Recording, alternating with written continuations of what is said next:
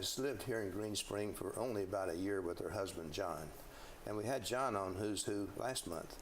But you've probably seen her around the campus because she's gotten into a lot of things. She's even the chair of the Resident Life Committee at this time. And based on the actions she's taken throughout her life, if there's any area in Green Spring that needs reorganizing, watch out, here she comes. Marie, it's a pleasure to have you as a guest on Who's Who. Last month we had a pleasant visit with John, and he and a number of other people have told me that you should be a guest too, although you said, what's a housewife? What's a housewife going to do that's interesting? So we need to find out today. Well, I'm pleased to be here, and thank you for the flattery. Well, tell us a little bit about your early family in Easton, Pennsylvania.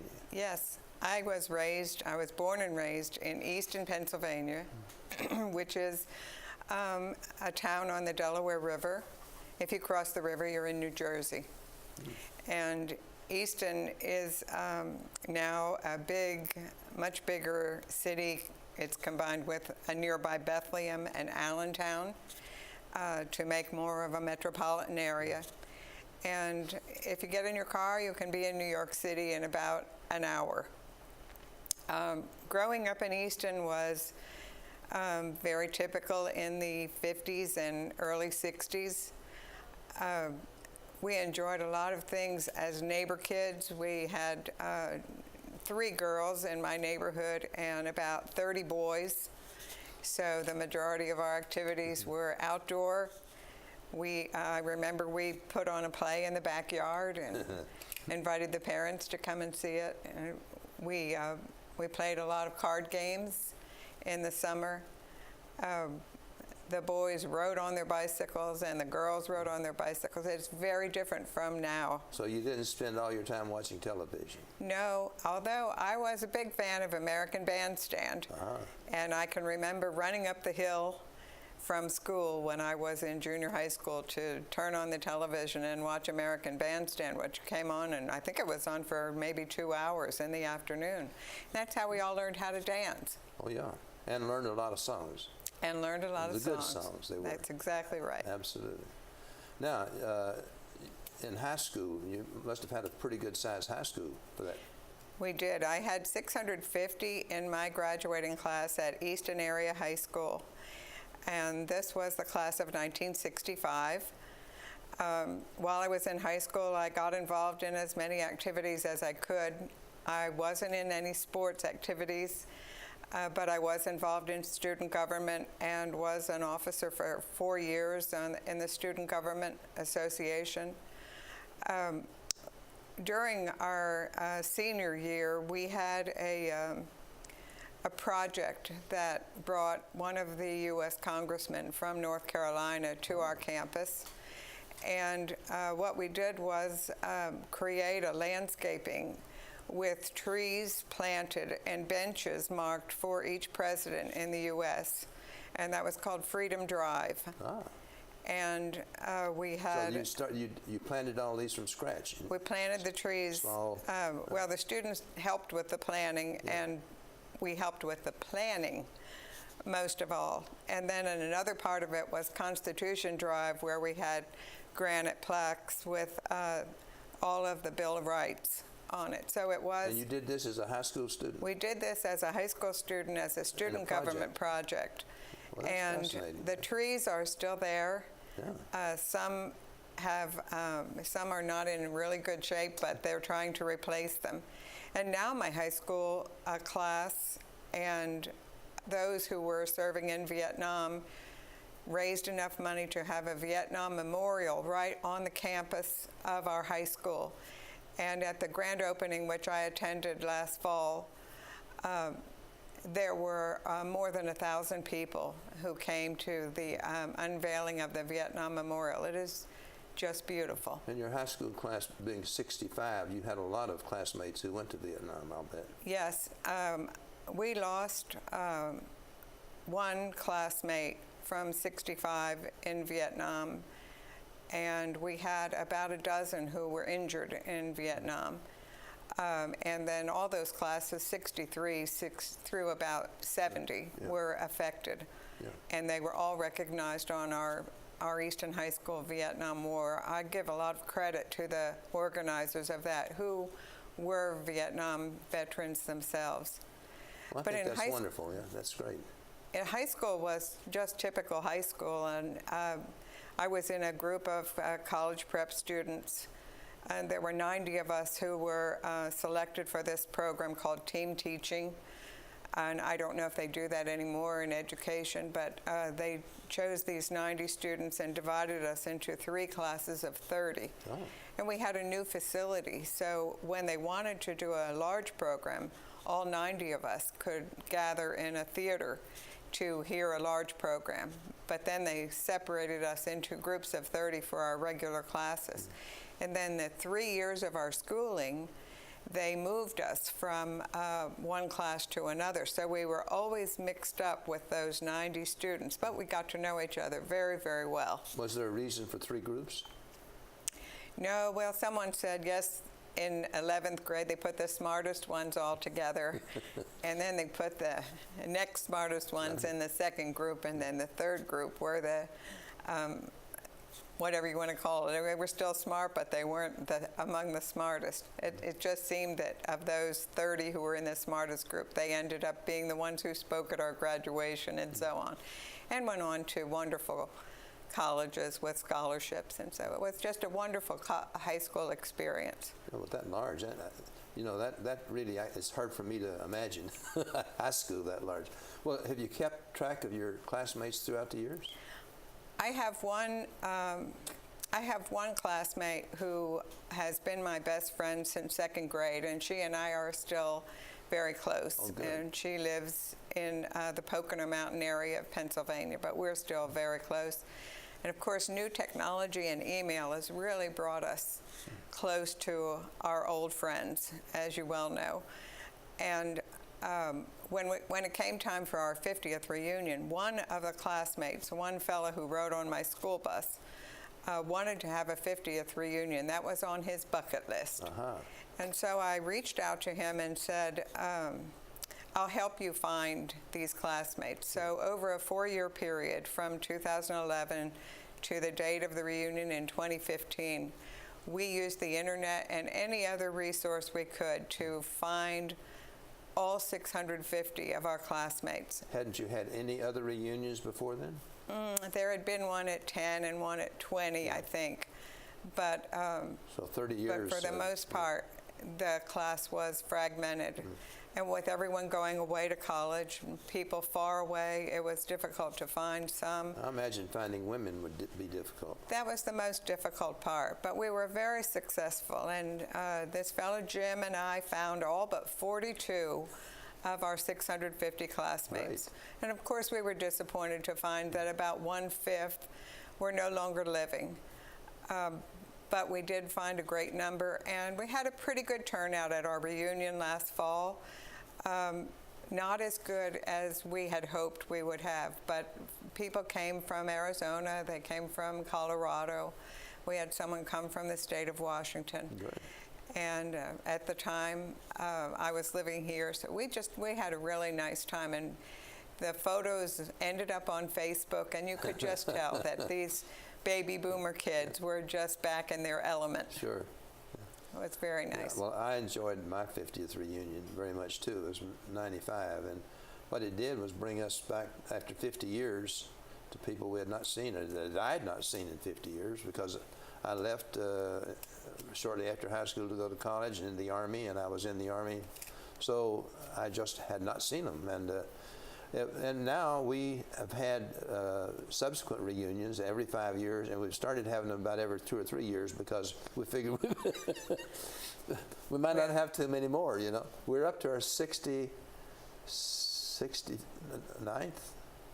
I think we had our 69th, you know. That's wonderful, Yeah. and I hope you continue to have many more reunions with people coming. It would be nice, but 69 reunions is It is. getting along there.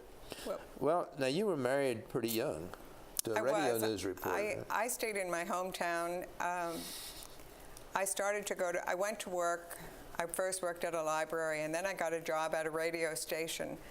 My job was to schedule the commercials. Oh. And it was a very interesting job. You had to use good sense, and you had to follow some of the rules from the FCC, but I really liked the job. And there was a gentleman working there as a news reporter, and he and I struck up an acquaintance, and before you know it, we'd fallen in love, and we got married. Mm-hmm. So I was only 19 when I married, and a year later, I had a little one come along. That is my only daughter, my only child, and her name is Anne. Mm. And I'm sorry, I don't have a photo of my daughter. But we do have a photo of her. Yes, she has. She's given me some just lovely grandchildren, and these are these kids are just part of me. And I was fortunate that they grew up where I was at the time, and then John and I followed them to Tuscaloosa, Alabama, where they finished growing up. This is Morgan and this is Lee, and they're now 22 and 20. Okay. And Morgan has a couple of years of college and a couple more to go. And Lee is my baseball player, and he's in his second year at junior college and having just a wonderful season this year. In Tuscaloosa. In Tuscaloosa. Yeah. And he doesn't know where he's going to play next year, but I'm hoping he'll find some place that will have him on the field for another 2 years. A 4-year college. Yes. Yeah. And if you want to know who taught him how to play baseball, you're looking at her. Oh, you're the one. You know, my daughter was the same way. She was a pitching coach, and when she sold her house, one of the stipulations was that she coach the son of the people who were going to buy the house. She did. Oh, how about that? Well, that's good. Well, Lee was, my daughter worked when these children were small, and they went to Mother's Morning Out at the local church, and then I picked them up after Mother's Morning Out. Oh. And when Lee was 2, I picked him up, and it was like, what am I going to do with him today?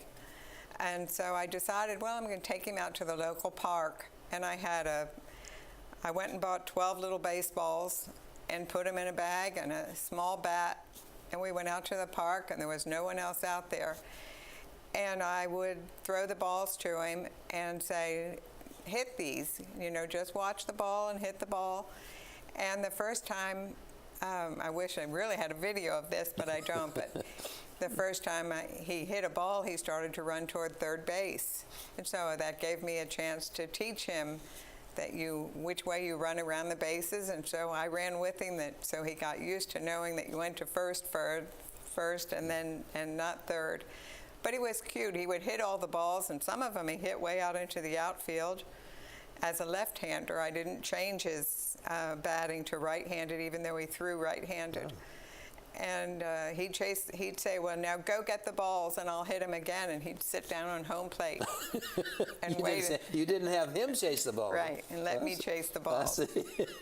So he's still playing. He's still doing well. He still watches the ball, and he says he hears that in his head. Now, as I recall, you had a sibling who was not much older than your daughter. That's right. Yeah. My daughter, my mother had a child when I was a senior in high school, a baby girl named Jackie, and I helped name her. And it was just a real surprise to the whole family, of course. I'm sure it was. And my older brother had already left home, and I was about to leave home, but my sister came along, and she was really raised in a different environment from my 2 brothers and I. But we took her under our wings, and because she was only 3 years older than my own daughter, I often had her during the summers. Oh, by that time, I had already moved to Hyattsville, Maryland, and so she came with me during the summers, and I'm still very close to her. Now, your daughter was a gymnast, and I'm kind of interested in that because I also was in gymnastics. I was a flying ring man at West Point for 4 years. Wow, so I was, gymnastics is part of Yes. my interest, of course. So tell me about a little bit about you had her in private training at 6 years old and continued in high school and college. Well, one of those summers when my sister was visiting, I was looking for something to do. I lived in an apartment in Hyattsville. So I found that there was a summer gymnastics camp for 3 weeks out in Millersville, Maryland.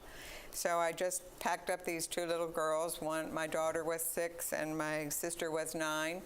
And I said, we're going to drive out to this camp this week, a gymnastics camp. And after the first week, they both said, we want to come back again. Yeah. So before long, we did 6 weeks of gymnastics. And after the 6 weeks, my sister had to go back home to my mother's family. And one of the coaches said, we would like your daughter to try out for our team in Beltsville, Maryland. She seems to have some natural ability. Good.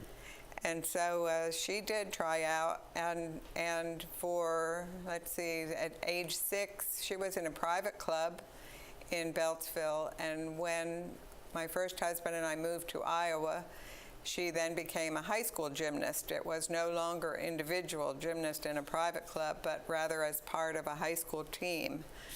And she did very well in high school and won the Iowa State Championship in uneven bars and placed in all of the other events, including all around.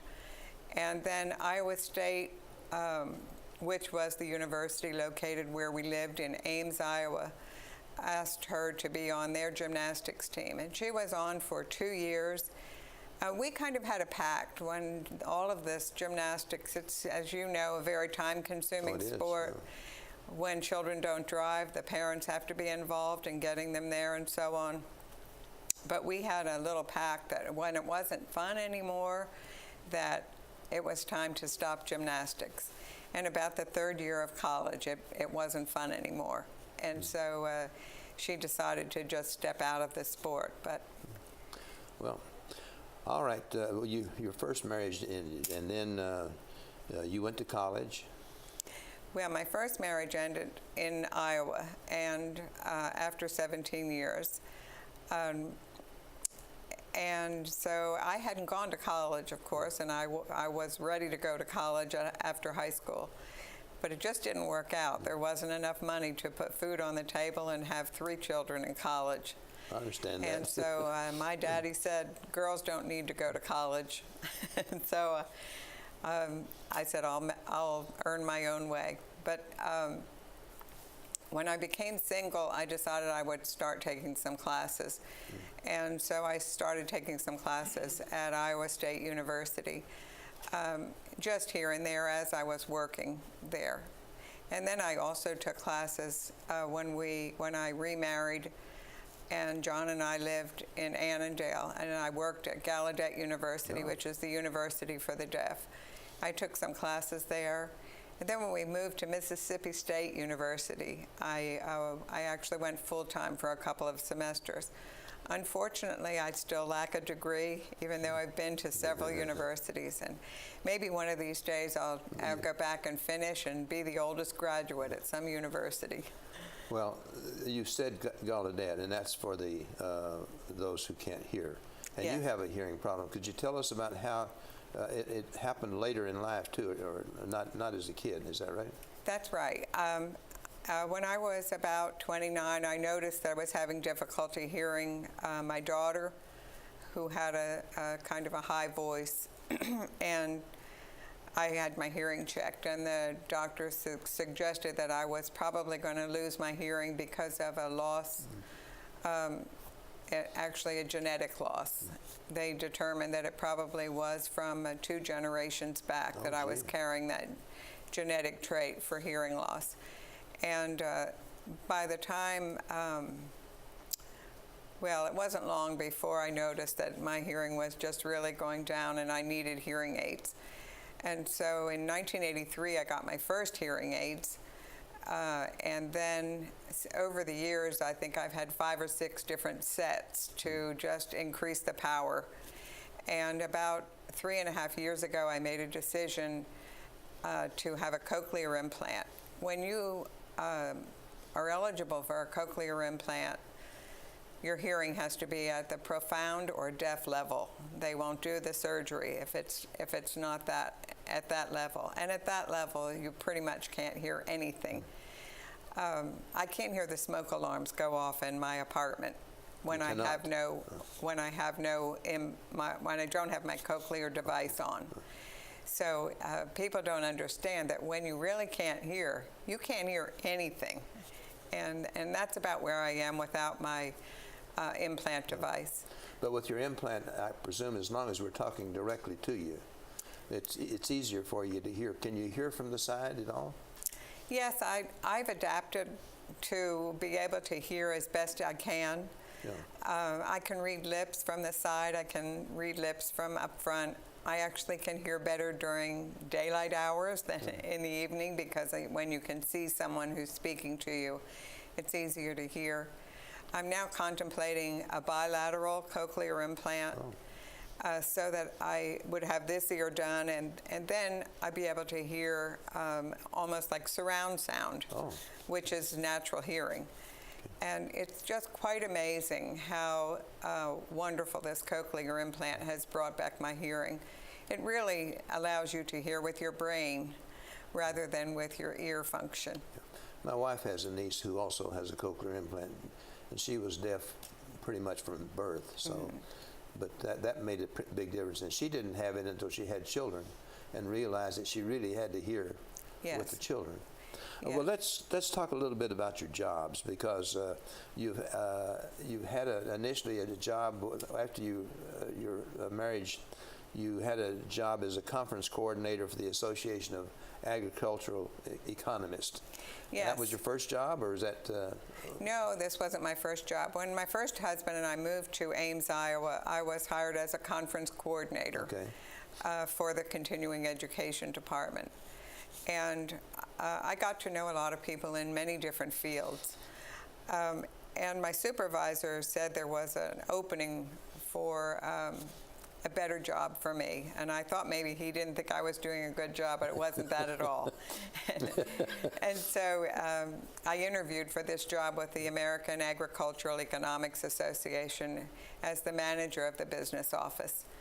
And at that time, there were about 3,000 members internationally, a professional association of agricultural economists.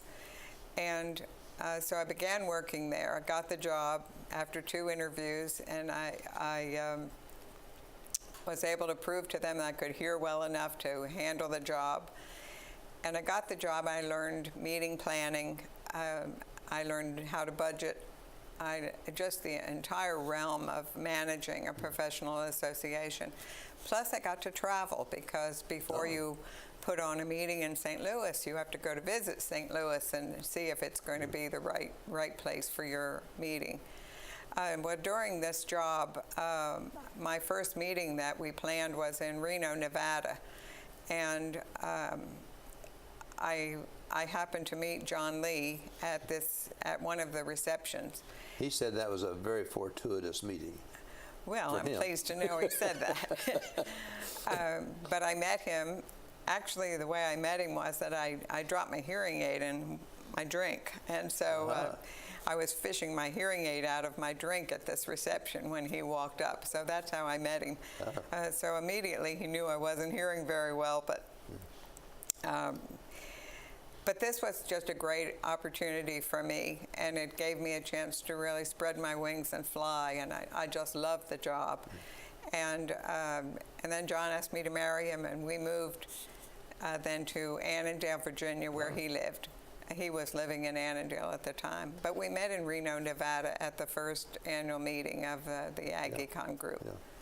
Well, now, we're down to about 5 minutes or a little less. All right. And we really need to talk about a couple of other things. I'm sorry I've dwelled on some of, no, I'm not sorry, because it's been a very interesting conversation, you know. But I did want to get on to some more things. Okay. You had your own company, PS Express. Could you tell us a little bit about forming it and what you did and so forth? Well, when I moved into John's home here in Annandale after we married, I tried to get a job, and I had a part-time job at the Federal Reserve, but I was having difficulty hearing in most of the places where I wanted to work. And so I just came home one day and said, John, will you buy me a computer? And after I make enough money, I'll pay you back. And at that time, computers were $5,000. Yeah. But he said, okay, I'll get you a computer. Where are you going to work? I said, I'm going to work in that bedroom upstairs. And I'm going to set it up as my office. I'm going to call my office PS Express.